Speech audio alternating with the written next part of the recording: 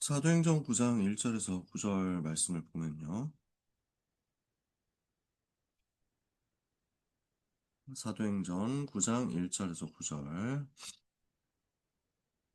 말씀을 제가 읽겠습니다. 사울이 주의 제자들에 대하여 여전히 위협과 살기가 등등하여 대제사장에게 가서 다메섹 여러 회당에 가져갈 공문을 청하니 이는 만일 그 도를 따르는 사람을 만나면 남녀를 막론하고 결박하여 예루살렘으로 잡아오려 함이라. 사울이 길을 가다가 다메섹에 가까이 이르더니 보려니 하늘로부터 빛이 그를 둘러 비추는지라. 땅에 엎드러져 들음에 소리가 있어 이르시되 사울아 사울아 내가 어찌하여 나를 박해하느냐 하시거늘 대답하되 주여 누구시니이까 이르시되 나는 내가 박해하는 예수라. 너는 일어나 시내로 들어가라. 내가 행할 것을 내게 이를 자가 있느니라 하시니 같이 가던 사람들은 소리만 듣고 아무도 보지 못하여 말을 못하고 서 있더라. 사울이 땅에서 일어나 눈은 떴으나 아무것도 보지 못하고 사람의 손에 끌려 다메섹으로 들어가서 사흘 동안 보지 못하고 먹지도 마시지도 아니하니라. 아멘. 사도행전 18권은 바울이 예수님을 만나고 돌아오는 바로 그 장면입니다. 그래서 제목이 초대교회의 기적입니다. 초대교회는 핍박자가 변화되어서 전도자로, 그것도 세계를 살리는 전도자로 변화되는 역사가 일어났습니다. 초대교회는 계속 하나님의 역사가 일어났는데요.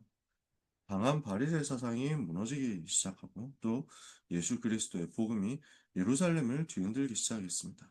특히 그중 기적 중의 기적이 사울의 회개였습니다. 사울의 회개는 유대사회와 초대교회의 큰 화제와 사건이 아닐 수 없었어요. 어떤 사람이었습니까?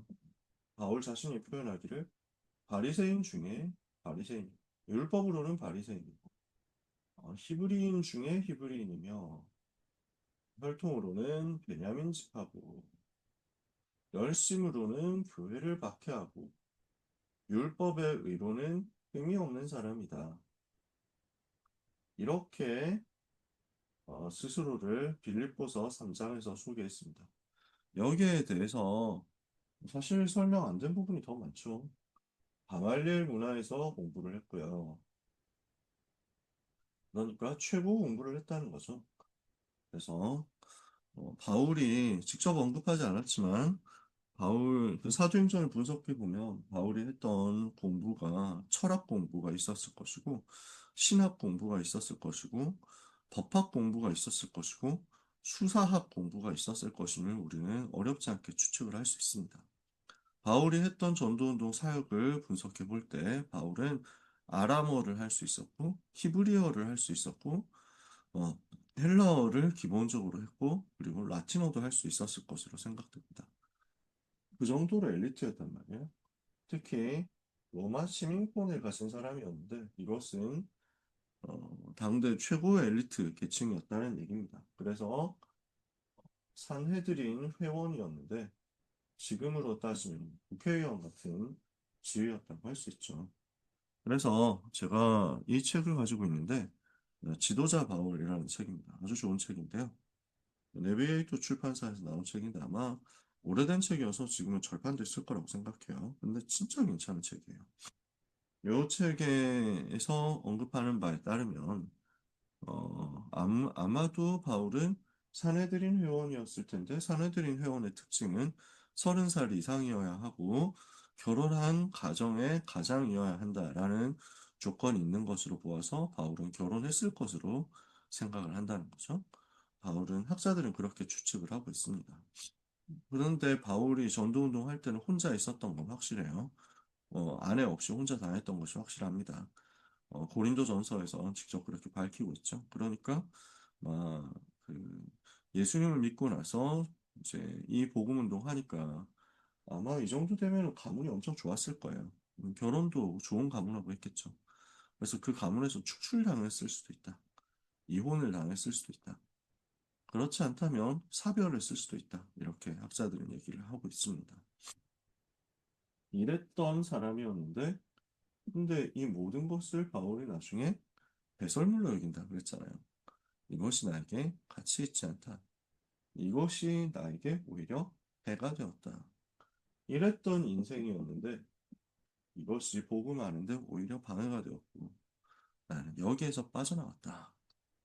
예수 믿는 자를 체포하러 가던 유대인 청년 대표였던 사울이 예수님을 만나서 회개한 것입니다.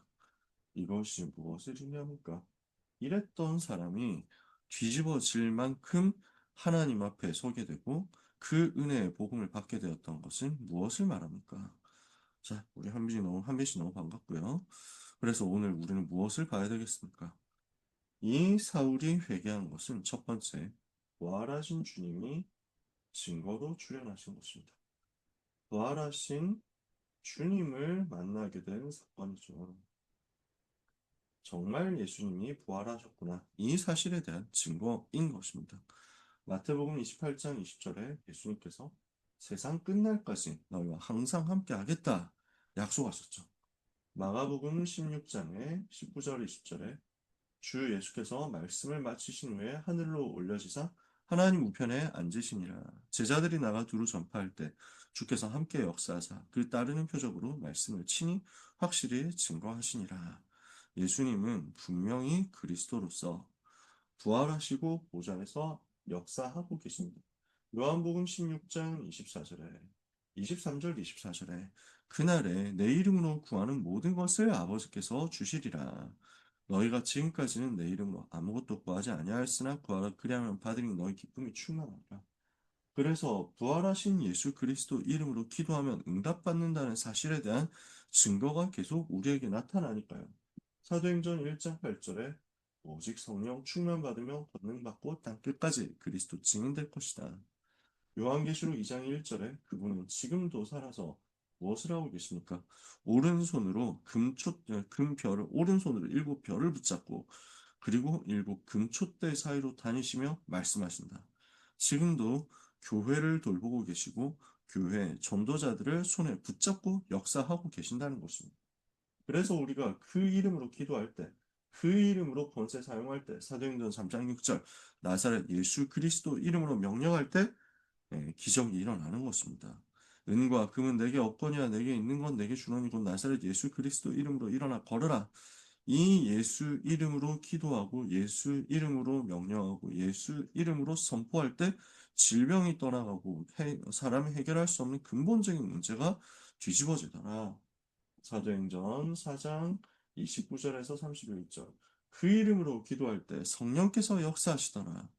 사도행전 8장, 사도행전 7장 54절에서 60절에 이 복음 전하는 스데반이 복음 전하다 순교하게 되었을 때 부활하신 주님이 보좌에서 일어서셔서 스데반을 맞으셨습니다. 그 이름이 증거되는데 사도행전 8장 1절에서 8절 사마리아에서 그리스도를 백성에게 전파하는데 많은 사람에게 붙었던 더러운 귀신들이 크게 소리를 지르며 나가고 많은 중풍병자와 못 걷게 된 사람이 낫게 되었다. 예수 그리스도 이름의 증거는 지금도 똑같이 나타나고 있습니다. 지금도 우리에게 기도 응답으로서 나타나고 있습니다. 지금도 우리에게 성령 역사로 나타나고 있습니다. 지금도 우리에게 현장 변화로 나타나고 있습니다. 우리는 이 사실을 확인할 수 있습니다. 지금도 체험할 수 있습니다. 그래서 우리는 증인으로 서는 것입니다. 핍박자가 변화되어서 전도자로 뒤집어졌다. 이 일은 지금도 일어나고 있는 일입니다. 그래서 어, 음, 이정훈 교수님이라고 있는데 들어보셨나요? 그 이제 제가 참 좋아하는 분인데 지금은 목사님이 되셨습니다. 네. 울산대 법학과 교수님인데 지금 아마 교수 안 하고 목회만 하실 거예요. 이분은 원래 불교 승려인데 근데 굉장히 똑똑한 분이거든요. 동국대 불교학과 나와서 서울대 법대 대학원으로 진학해가지고 법학 박사를 받은 분입니다. 그 독일에서 아마 공부했나, 영국에서 공부했나? 법학 박사를 한 분이고, 어, 그래서 불교에 심취해서 그 불교 승려로서 군 생활을 했어요. 그러다가 불교를 부흥시키려면 기독교를 무너뜨려야 된다. 이렇게 해서 환속을 해가지고 기독교를 무너뜨리기 위해서는 무엇을 해야 되는가? 이걸 집중적으로 연구를 한 거예요. 그러면서 그 기독교의 기반이 되는 모든 사상을 무너뜨려야 된다.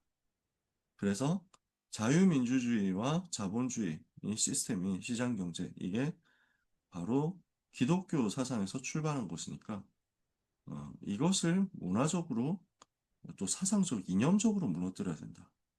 이런 것들을 아주 맹렬하게 준비를 합니다. 그래서 그러면서 이제 유럽에서 나온 68혁명 사상, 이런 네오마크시즘 이런 사상을 준비해가지고 연구를 하고 기독교의 기반이 되는 모든 틀들을 해체해야 된다. 이렇게 하면서 이제 동, 그, 이제 그걸 두고 뭘 하냐면 종교자유연구원이라는 종자연이라는 단체를 설립을 합니다. 그리고 기독교를 이제 추방하는 운동. 그래서 제일 대표적인 게 이제 그 미션 스쿨에서 복음 전하지 못하도록 하는 거. 이런 것들을 이제 법으로 막 강제를 하도록 이런 활동들을 하는 거예요. 그러면서 이제 기독교 비판하고 설교 모니터링 하면서 이거 가지고 기독교 이제 그 고발해가지고 벌금 물리고 뭐 이런 것들, 이런 활동들을 하던 분이었어요. 가장 맹렬하게 그 활동을 하던 분이었는데, 그래서 평상시에 하던 거하고 똑같이 이분은 이제 그 법을 만드는 그 활동을 한 거예요. 시민단체 하고 있으니까. 그래서 공무원이 종교적인 발언을 했을 때 처벌할 수 있는 법을 준비를 해가지고 이것을 통과시키도록 모든 이제 이걸 다 해놓고 일을 다 해놓고 절에 올라가서 쉬는 거예요, 이분이. 그러다가 제가 이분 간증을 정확하게 기억을 하고 있는지 모르겠는데 제 기억에는 절에서 쉬고 있었다고 했는데 절에 TV가 있나봐요. 쉬는 사람들을 위한 방에. 그래서 그 TV로 아파트에선가 절에선가 그랬는데 하여튼 아파트였나? 하여튼 그래서 TV로 그 이제 평상시에 하는 활동이 이제 기독교 방송 틀어서 목사님들이 설교하는 내용을 모니터링을 하는 거. 그래서 욕하는 거. 그다음에 이제 고발하는 거. 이걸 평상시처럼 취미생활로 하고 있었다는 거. 그래서 방송 틀어놓고 설교 이제 그 비웃으면서 설교를 보고 있었어요. 근데 목사님이 우리는 죄인이다. 이 얘기를 딱 하는데 죄인 좋아하네. 하나님이 어딨냐? 뭐 이렇게 그 비웃었대요. 근데 그 순간 쓰러졌대. 그 순간 온몸이 마비가 돼가지고 쓰러졌대. 그래서 소파에서 굴러 떨어지면서 나는 이대로 죽는구나 하는 걸 확인했대요. 그러다가 그래서 자기도 모르게 자기 위해서 하나님 제가 정말 죄인이군요. 저를 용서해 주십시오. 저를 살려주세요. 했대. 아무도 자기를 도와줄 수 없는 상황이었대. 근데 거기에서 하나님께서 실제로 그 마비된 상태에서 있다가 그 기도하는데 풀리는 걸 체험했대요. 그러고 나서 자기 세계관이 완전히 뒤집어졌다는 거예요. 자기 기독교 욕하고 하다 보니까 기독교의 논리를 다 알고 있었대. 근데 그게 진짜였다는 것을 이 사람이 알게 된 거예요. 이때부터 인생이 완전 뒤집어져서 정말인가 하고 성경을 통해서 복음을 보기 시작했는데 이게 믿어지고 붙잡아진 거예요. 내가 정말 죄인이었구나. 하나님이 진짜 살아계시고 나는 죄인이었고 나는 멸망해야 되는 사람인데 하나님께서 그리스도를 보내사 나를 멸망해서 건지셨구나. 그게 맞았구나. 나 같은 죄인을 주님이 멸망시키지 않으시고 용서하신 것이 얼마나 감사하냐. 예수님이 영접하고 하나님 자녀 되었는데 그때부터 이게 너무 감격이 된 거예요. 이 감격 속에서 헤어나오지 못해서 길 가다가 차 몰고 운전하다가 길에 교회에 상가 교회에 있는 십자가만 봐도 눈물이 나서 이분은 운전을 할 수 없었대요. 차 세워놓고 통곡하고 감사한 이후에야 또 길을 갈 수 있었대요. 그렇게 살게 된 거예요. 그래서 자기가 만들려고 했던 그 법을 봐가지고 사실은 제가 잘못했다. 이 법이 이런 허점이 있으니까 통과시키면 큰일 난다 해가지고 억지로 그걸 그 법을 이제 바꾸고 그 다음에 그때부터는 복음을 지키기 위해서 생을 걸기 시작해요. 그러면서 지금 사탄이 만들어 온 세계관, 기독교를 없애려고 하는 세계관, 동성애라든지 그다음에 차별금지법이라든지 이런 것들이 왜 시대의 문제가 되는지 이걸 가지고 집중적으로 설명하면서 이제 자기가 어떻게 복음받게 되는지를 간증하고 그래서 이렇게 사역을 하고 복음을 전하는 분으로 바뀌어버렸어요. 그러면서 지금은 그렇게 하다가 결국 목사 안수까지 받고 지금은 아마 저희 용산인가 교회 개척해가지고 지금 복음운동 하고 계신다고 제가 들었어요. 그러니까 하나님이 하시는 일들은 지금도 계속 이렇게 일어나요. 썬달싱이라는 전도자가 있었죠. 이분은 원래 그 인도의 시크교도 출신이에요. 그래서 영국 식민지였던 당시이기 때문에 엘리트 아주 이제 귀족 집안이었거든요. 시크교의 아주 귀족 집안. 그래서 그 싱이라는 말이 시크교도에게 많이 붙는 이름입니다. 그 사자라는 말인데 라이언이라는 말인데요. 그래서 이 팀들이 사자를 굉장히 귀한 동물로 생각하기 때문에 근데 그 아주 귀족 집안인데 좋은 교육을 그래서 엘리트 교육을 시키려면 영국 학교에 보내야 되는 거예요. 영국 식민지 당시에. 그래서 선교사님이 연 미션 스쿨에 등록해서 다니는데 어쩔 수 없이 이제 뭐 이제 채플이 있잖아요. 미션 스쿨이니까. 그런데 지독하게 자기는 절대 채플도 참여해서 막 찬송하거나 기도하거나 이런 거 절대 안 따라하고 막 되게 대적하고 증오하고 막 이렇게 해가지고. 이렇게 하다가 어느 날 그 갑자기 선교사님 찾아가가지고 저한테 성경책 한 권 주실 수 있냐고. 그럼 선교사님 감동한 거야. 아니 웬일이냐. 제가 마음이 바뀌어서 한번 읽어보고 싶어졌습니다. 감동돼가지고 제일 좋은 성경책 딱 줬는데 이 성경책 들고 가더니 애들 다 모아놓고 야 기독교에 하나님이 어디 있느냐 봐라 내가 이거 성경책 불태울 건데 찢어가지고 불태울 건데 하나님이 살아있으면 내가 벌 받을 건데 한번 봐봐 하면서 막 이래가지고 불태워 이 정도 사람이었거든요. 근데 어느 날 어머니 돌아가시는 거예요. 그러면서 이 사람한테 우울증이 심각하게 찾아왔어요. 소년이었는데 소년인가 청년 그 뭐 사춘기인가 이 정도 된. 그래서 나는 살아있어야 될 이유를 모르겠다. 영적 문제는 너무 심하게 시달리다. 그래서 나는 자살해야 되겠다. 기찻길엔 그 누워가지고 치여서 죽으려고 자살하려고 누워 있었는데 근데 이제 갑자기 종이가 바람이 불어가지고 무슨 쓰레기 이렇게 날아오면서 종이가 확 얼굴에 부딪혔는데 그 종이에 읽어보니까 전도지 수고하고 무거운 짐진 자들아 다 내게로 오라 내가 너희를 쉬게 하리라. 아니 정말인가 싶어가지고 일어나서 일어나서 진짜 기독교 말하는 게 뭔가 예수님 정말 살아계시다면 제 문제 해결해 주십시오. 했는데 주님이 이 사람에게 답을 주신 거예요. 이분이 전도자로 뒤집어집니다. 그 자기 가문에서 쫓겨나고 피투성이가 되도록 얻어맞고 했는데도 이 복음을 버리지 않았어요. 그래서 평생의 전도자로 살면서 한 40도 되기 전까지 살았는데 티베트 올라가서 생명 걸고 복음 전하고 그 완전 불교 동네잖아요. 히말라야 산 넘어가가지고 그렇게 하다가 아마 티베트에서 순교한 것으로 전해지고 있어요. 언제 어떻게 죽었는지도 알 수 없어요. 생을 걸고 복음 전하고 하나님이 원하시는 일을 위해서 평생의 소원이 33살 되기 전에 순교하는 거였대요. 우리 주님이 33살 사셨는데 33살 결국 넘겼어요. 아 이렇게 내가 주님보다 더 오래 살다니 하면서 막 슬퍼하면서 예, 복음 전하고 생명 걸고 이 복음이 증거되는 곳마다 개인이 변화되었습니다. 이 복음이 증거되는 나라마다 변화되었습니다. 주님이 살아계신 증거가 지금도 나타나는 거죠.